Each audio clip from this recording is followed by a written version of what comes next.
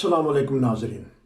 हमारे साथ हैं चौधरी परवेज़ अहमद साहिब जर्मनी में। वो ईमान फरोज वाक़यात बता रहे हैं। उनके पास बहुत सारे वाक़यात हैं। उन्होंने 1974 के फसादात खुद अपनी आंखों से देखे। लुटे पिटे जो ख़ानदान आते थे उनको भी वो जानते हैं, और जो वहाँ पाकिस्तान के हालात थे उसको भी वो जानते हैं। हम उनके पास चलते हैं और पूछते हैं कुछ ईमान फरोज वाक़यात। जी अस्सलाम वालेकुम। जी सलाम अलैकुम जनाब। हाँ जी, क्या हाल है? ठीक ठाक हैं आप? जी अल्हम्दुलिल्लाह जी। आपके वाक़यात माशाल्लाह बड़े पसंद किए जा रहे हैं, और आपकी आवाज़ जौन सी है वो बड़ी बारोब और अच्छी आवाज़ है माशाल्लाह। और लोग पसंद करते हैं, कमेंट्स देते हैं। यकीनन आपको भी लोग कहते होंगे कि आपने ये वाक़यात देर से क्यों बताए हैं।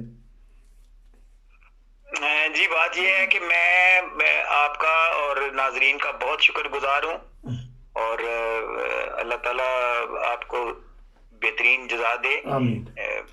बात यह है कि अल्लाह ताला की देन है। मैं तो बहुत कमज़ोर इंसान हूँ। बहरहाल अल्लाह ताला का फजल जो है वो शामिल हाल हो तो कुछ बात चीज़ें जो है वो उनमें अट्रैक्शन में हो जाती है। तो आज मेरे पास एक वाक़या है, वो मैं समझता हूँ कि दिलचस्प और ईमान अफरोज है, और वो ये मेरा चश्मदीद नहीं है, लेकिन इस वाक़ये के मतलब मैंने बहुत से बुजुर्गों से सुना है। ये मेरे ननिहाल का वाक़या है। गांव था फैसलाबाद में एक। तो हुआ यूं कि 74 के बाद जब हालात खराब हुए और मुखालफिन बड़े मुतशद्दिद और तेज उनके इरादे थे उन दिनों 74 में। वो बहुत जगह पे बहुत से हमारी जमात के लोगों को उन दिनों परेशानी हुई, और लोगों ने बहुत यानी गैर कानूनी हरकत अहमदियों के साथ उन दिनों हुई। तो ये वाक़या इस तरह हुआ कि ये गांव है जिसमें तकरीबन 1/3 हिस्सा जो है वो अहमदियों का था, और बाकी गैर अहमदी थे, अक्सरियत गैर अहमदियों की थी।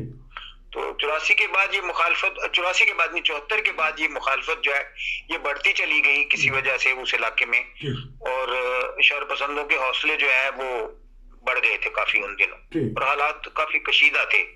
तो सुना था वहां पे कि कुछ लोग जो हैं वो अहमदियों के ऊपर हमला करना चाहते हैं, और कोई उनके इरादे ऐसे हैं कि वो जहाँ से लोगों को निकालना या परेशान करना या लूट मार करना चाहते हैं।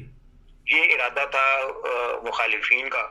तो उस गांव में एक दिन ऐसा हुआ कि दूसरे इर्द गिर्द के जो गांव थे वहां से कुछ शरपसंद और मुखालिफिन जो है वो जमा हो गए, और उन्होंने वो जिसके पास जो हथियार था वो उठा लिया, और बज़ाहिर ये खबर सुनने को मिली कि ये लोग आज अहमदियों पर हमला करना चाहते हैं।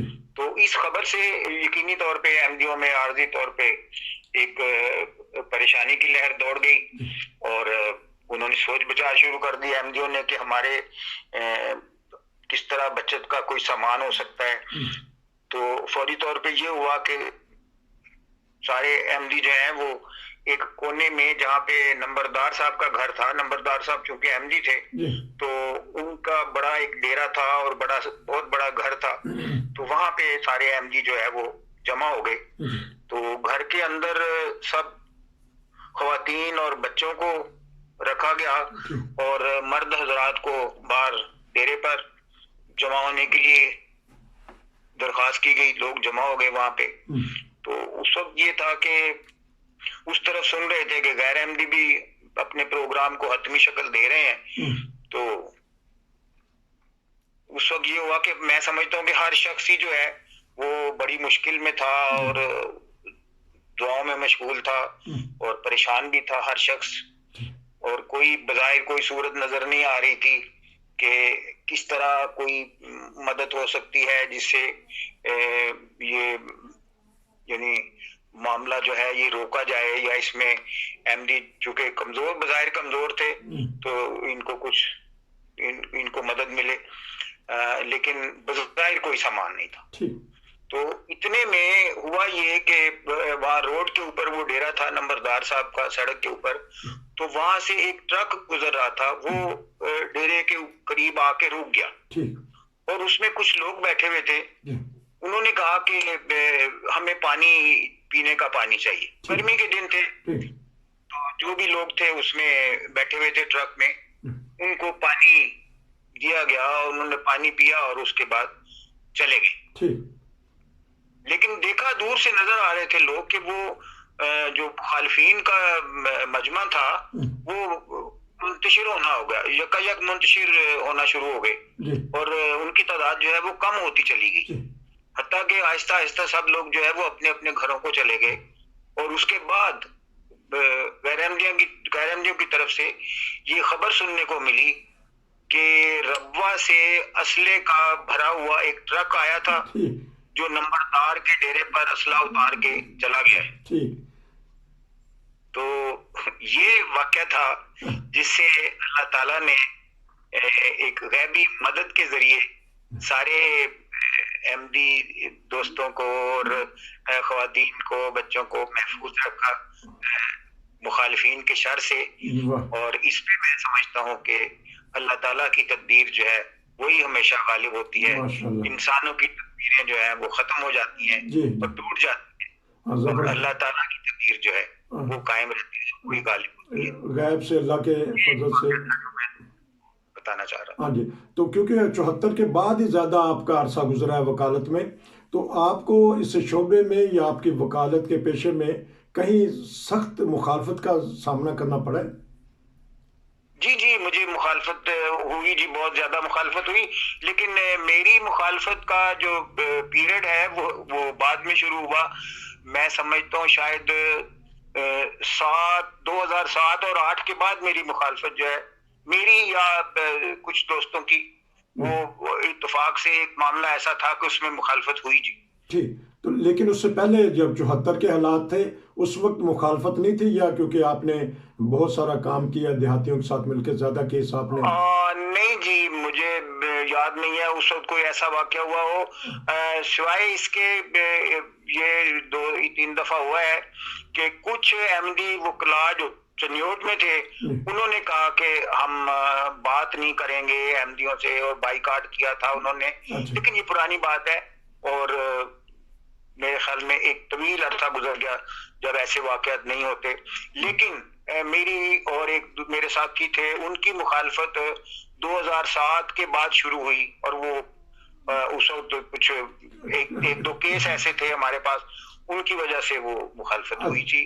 और उलमा जो है गैर अहमदियों के, वो अदालत में जमा होकर उन्होंने हमारे खिलाफ नाराबाजी की थी। ये तो आजकल ज्यादा ही बन गया। तो ये बताइए, आपने एक प्रोग्राम में बताया था कि आपने किसी के साथ प्रैक्टिस की, किसी के जाके वहां, तो आपके पास भी कोई स्टूडेंट्स आए थे जिन्होंने सीखा हो आपसे? नहीं जी, मेरे पास इस तरह रेगुलर अप्रेंटिसशिप रब्वा में चूंकि मैं था तो मेरे साथ नहीं की, किसी ने अप्रेंटिसशिप तो मेरे साथ नहीं की।